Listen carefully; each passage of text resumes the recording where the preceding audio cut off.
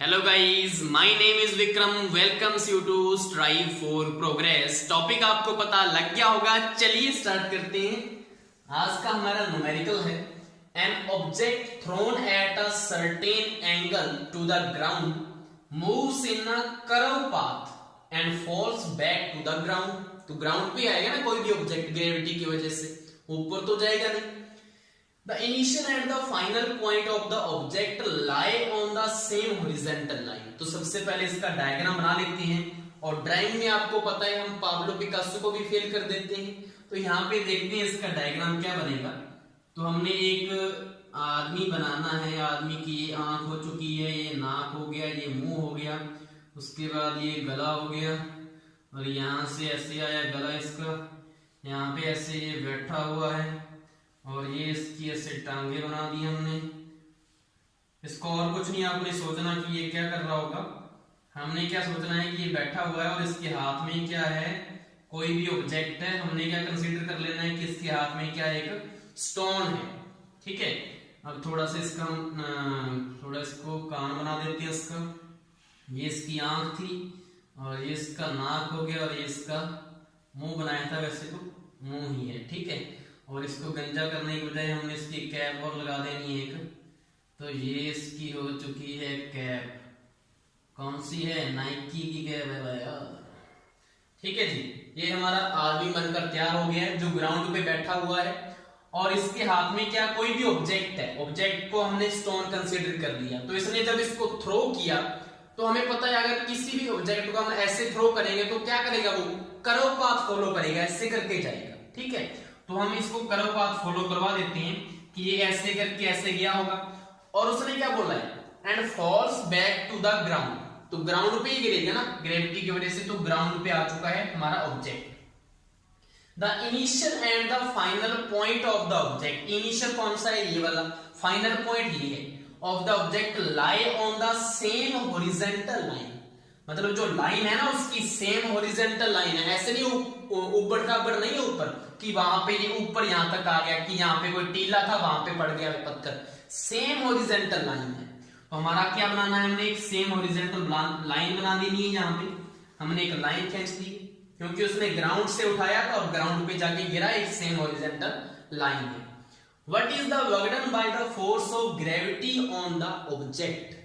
अब इस ऑब्जेक्ट के ऊपर ग्रेविटी की वजह से कितना वर्क डन होगा, हमने वो देखना है। तो सबसे पहले तो हमें ये पता होना चाहिए कि जो ग्रेविटी लगती है वो कहां पे लगती है और कौन लगाता है। जो हमारी अर्थ है, ये क्या है, नीचे ग्राउंड ही तो है, मतलब हमारी अर्थ है। अर्थ के सेंटर की तरफ एक फोर्स लगता है जिसको बोलते हैं ग्रेविटेशनल फोर्स। मतलब अर्थ जो है किसी भी ऑब्जेक्ट को अपने सेंटर की तरफ अट्रैक्ट करती है। तो मैं इस हमारी अर्थ का एक सेंटर कंसिडर कर लेता हूं कि यहां पे उसका क्या होगा, सेंटर होगा। ठीक है, अब हमारा जो स्टोन है या कोई भी ऑब्जेक्ट है वो इस पाथ को फॉलो करके गया। आपको सभी को पता है कि ये वाला उसका पाथ है, ये वाला पाथ फॉलो करके गया वो हमारा जो ऑब्जेक्ट है यहाँ पे यहां तक। अब हमने फाइंड क्या करना है, हमने वर्क फाइंड करना है। तो वर्क का फॉर्मूला आपको पता है क्या होता है, W is to force into displacement. और फोर्स का कौन सा कंपोनेंट आता है इसमें, कोस वाला कंपोनेंट। तो हमारा टोटल फॉर्मूला बन जाता है फोर्स इनटू डिस्प्लेसमेंट इनटू में क्या आ जाता है, कोस थीटा। ये वाला फॉर्मूला होता है। अब जो थीटा है वो क्या होता है, यहाँ पे फोर्स और डिस्प्लेसमेंट के बीच में जितना एंगल होगा वो क्या होगा, थीटा होगा। तो हमें ये पता होना चाहिए हमारे क्वेश्चन के लिए कि फोर्स और डिस्प्लेसमेंट में कितना एंगल है। हमें पता है फोर्स कौन सा लग रहा है, ग्रेविटी। तो मतलब हर ऑब्जेक्ट को जहां पे भी वो गया उसने सेंटर की तरफ क्या करना है, अट्रैक्ट करना है अर्थ ने। तो मिडिल पोजीशन पे अगर देखें तो ग्रेविटेशनल फोर्स जो है वो नीचे की तरफ ऐसे ही लगेगा। यहाँ पे देखिए तो सेंटर इसका इस तरफ है, तो यहाँ पे ऐसे लगेगा, इसका यहाँ पे ऐसे लग जाएगा, यहाँ पे इसका ऐसे, यहाँ पे इसका ऐसे, ऐसे करके ही क्या लगेगा, ग्रेविटेशनल फोर्स। मतलब हमारा फोर्स तो क्या हो गया, ये डिसाइड हो गया कि कौन सा लग रहा है ग्रेविटेशनल फोर्स, और उसकी हमने डायरेक्शन बता दी। ये हमारा क्या है, फोर्स है।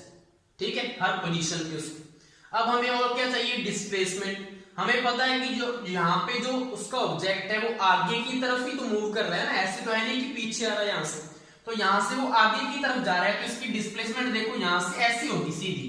अगर इसका हमने एक स्ट्रेट लाइन ड्रॉ करें तो ऐसे ही तो बनेगा इसकी डिस्प्लेसमेंट, तो डिस्प्लेसमेंट को हम ऐसे से लिखते हैं।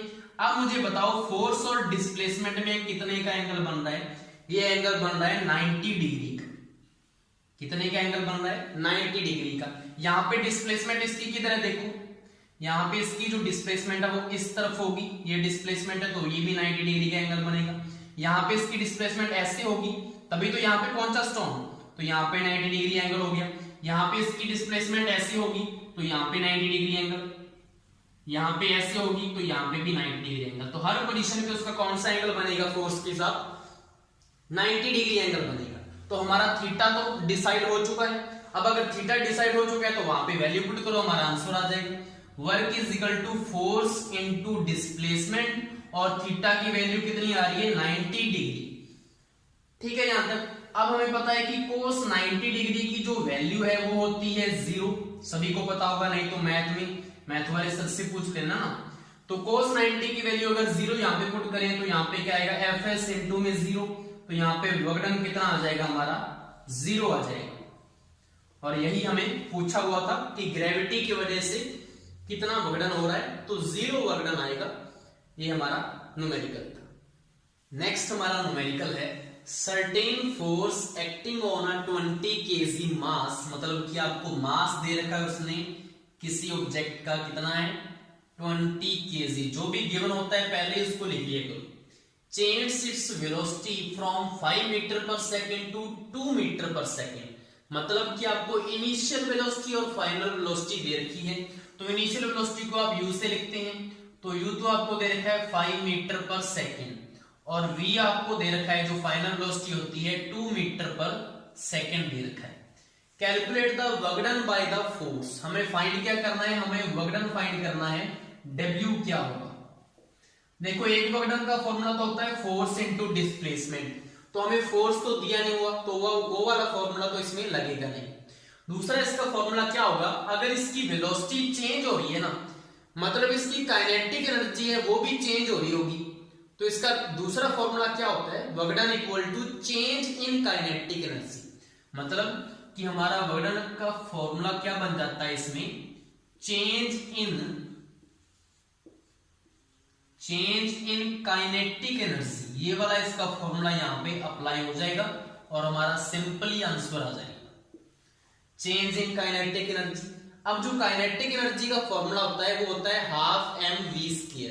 अगर आपके पास दो वेलोसिटी दी हुई है तो एक तो फॉर्मूला क्या बन जाएगा? हाफ mu², एक बन जाएगा हाफ mv²।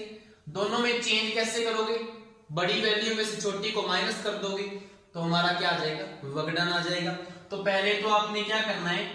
काइनेटिक एनर्जी की इनिशियल वैल्यू की इनिशियली क्या होगा? इनिशियल मतलब इनिशियल वेलोसिटी आपने यूज करनी है। तो यहाँ पे क्या आएगा फॉर्मूला? Half mu²। तो यहाँ पे आंसर आ जाएगा हाफ इंटू में मास आपको दे रखा है 20 kg, इंटू यू की वैल्यू कितनी है? 5 मीटर पर सेकंड। 5 का क्या करना है? स्केयर करना है, तो 5 इंटू 5 ले सकते हैं, यहाँ पे हो जाएगा। अब 2 10 कितने होते हैं? 20, और 5 इंटू 5 25 होते हैं, तो कितना आ जाएगा? 250। 250 क्या आ गया? जूल में होती है काइनेटिक एनर्जी, तो जूल आ जाएगा, जे से लिख दिया हमने। अब आप फाइंड करो के फाइनल, तो के एफ से लिख दिया। के फाइनल मतलब फाइनल वेलोसिटी यूज करनी है, तो हाफ mv² यूज होगा। हाफ इंटू में मास कितना है? वही 20 kg, इंटू वेलोसिटी अब कितनी हो चुकी है? 2, तो 2 का स्क्वायर करेंगे तो 2 इंटू 2 लिखेंगे, इज इक्वल टू क्या आ जाएगा? 2 10 20, और 10 इंटू 4 कितना होता है? 40, तो 40 जूल आ जाएगा। यहां तक हो गया। अब हमारा क्या है? Change in kinetic energy. तो बड़ी वैल्यू कौन सी आपको पता है? 250 बड़ा है 40 से, तो चेंज फाइंड करना है हमें। तो चेंज को हमने के से लिख देते हैं, या आपने क्या लिखेंगे हम? के आई माइनस के एफ। क्या हो गया इसका? चेंज। तो के आई कितना है? 250 माइनस के एफ कितना है? 40, तो यहां से आंसर कितना आ गया? 210 जूल आ गया। तो चेंज इन काइनेटिक एनर्जी क्या होता है? हमारा वर्क होता है, तो हमारा वर्क कितना आ गया? वर्क इज इक्वल टू मतलब फॉर्मूला क्या बन जाएगा यहां से? के आई माइनस के एफ। तो वर्क इज इक्वल टू के आई माइनस के एफ की वैल्यू 210 जूल। ये हमारा क्या आ चुका है? आंसर आ चुका है। नेक्स्ट हमारा न्यूमेरिकल है a mass of 10 kg is at a point A on a table। तो टेबल बनाना पड़ेगा हमें सबसे पहले। तो जो भी उसने पहले ही दे रखा ना, तो पहले वो चीज बना लिया करो, डायग्राम बन जाता है तो इजीली आपको समझ में आ जाता है कि करना क्या है और क्या दिया हुआ है। तो टेबल मुझे लगता है लगभग ऐसा सा होता है, इसमें एक छोटी सी टांग होती है और एक बड़ी दिखानी होती है, तो बन जाता है 3D टेबल हमारा। ये हमारा टेबल बन चुका है। A mass of 10 kg is at a point A, कि तो 10 kg का कोई मास पड़ा है इस टेबल पे, तो यहाँ पे मैं 10 लिख रहा हूं। 10 kg का किस पॉइंट पे पड़ा है? A पॉइंट पे पड़ा है। A पॉइंट पे क्या पड़ा है? 10 kg का मास पड़ा हुआ है। It is move to a point B, ये B पॉइंट तक मूव करता है। अब हमें क्या पता कि पॉइंट जो B है वो ऊपर होगा, इधर होगा, या नीचे होगा, या यहाँ पे होगा, नहीं पता। तो इसने आगे बताया हुआ है, if the line joining A and B is horizontal. Horizontal क्या होता है? ये जो चीज होती है ना बिल्कुल स्ट्रेट, इसको हॉरिजॉन्टल बोलते हैं, इसको बोलते हैं वर्टिकल। तो उसने बोला है कि A एंड B की जो लाइन जॉइनिंग है वो हॉरिजॉन्टल है। तो हमें पता लग गया कि हमारा जो B पॉइंट है वो कहां पे होगा, बिल्कुल इसकी सीध में। यहां पे हमने क्या बनाना है? B पॉइंट बना देना है कि यहां तक उसने क्या किया है? मूव किया है। तो हमारा जो ऑब्जेक्ट है कहां पे पहुंच गया? B पॉइंट तक पहुंच गया, वही 10 kg का ऑब्जेक्ट। पता लग गया क्या डायग्राम है। अब उसने क्या पूछा है, what is the work done on the object by the gravitational force, कि नीचे जो ग्रेविटी लग रही है अर्थ की अकॉर्डिंग, तो उसके अकॉर्डिंग इसके ऊपर वर्क डन कितना हुआ। मतलब यहां से चलकर ये यहां पे गया है तो कोई वर्क डन तो होगा ना, वो हमें फाइंड करना है। तो अगेन जैसे हमने पहले किया था सेकेंड न्यूमेरिकल में, तो वर्क डन इक्वल टू क्या होता है? Force into displacement. तो FD cos थीटा लिख दो, या तो D से डिस्प्लेसमेंट लिख दो, या इसको S से भी लिख सकते हो, डिस्प्लेसमेंट को S से लिखते हैं तो FS cos थीटा आ जाएगा। अब हमें फाइंड क्या करना है? फोर्स और डिस्प्लेसमेंट के बीच में एंगल जो थीटा होता है वो फाइंड करना है। अब सभी को पता है कि इस ऑब्जेक्ट के ऊपर जो ग्रेविटेशनल फोर्स है वो हमेशा नीचे की तरफ लगेगा, ऐसे तो है नहीं कि ऊपर की तरफ लगता है। तो ग्रेविटेशनल फोर्स हमेशा लगता है नीचे की तरफ, तो नीचे की तरफ लगेगा। तो A के ऊपर मैं ग्रेविटेशनल फोर्स ऐसे बना रहा हूं, ऐसे ही यहाँ पे भी ग्रेविटेशनल फोर्स ऐसे लग रहा हो, लेकिन हमें तो एक चीज फाइंड करनी है। अब ये मूव करके कहां पे गया? देखो यहाँ पे अगर यहाँ से चला B तक पहुंचा है तो मूव तो इसने ऐसे ही किया होगा ना, ऐसे तो है नहीं कि इधर मूव कर जाएगा और यहाँ पे पहुंच जाएगा, फिर तो ये नीचे गिरेगा टेबल से। और अगर उस साइड मूव किया तो भी नीचे गिरेगा। तो B पॉइंट तो यहाँ पे है ना, यहाँ पे उसने बोल रखा है कि B तक पहुंचा है और वो हॉरिजॉन्टल लाइन है, तो यहाँ पे पहुंचा, तो मतलब मूव उसने ऐसे किया, तो मतलब उसकी जो डिस्प्लेसमेंट है वो तो ये है, और उसका फोर्स कौन सा है? नीचे की तरफ। तो मुझे बताओ दोनों के बीच में एंगल कितने का बन रहा है? 90 डिग्री। दोनों के बीच में एंगल कितना बन रहा है? 90 डिग्री। तो हमें और क्या चाहिए? W is equal to FS cos 90 degree angle. तो मैंने पहले भी आपको बताया था कि cos 90 की वैल्यू कितनी होती है? 0। तो हमारा वर्क कितना आ जाएगा? वर्क भी हमारा हो जाएगा 0, क्योंकि 0 के साथ मल्टीप्लाई करेंगे कोई भी चीज का तो 0 ही आना। तो ये हमारे न्यूमेरिकल थे 3। आई होप सो आपको तीनों के तीनों न्यूमेरिकल अच्छे से समझ में आ गए होंगे। Thank you.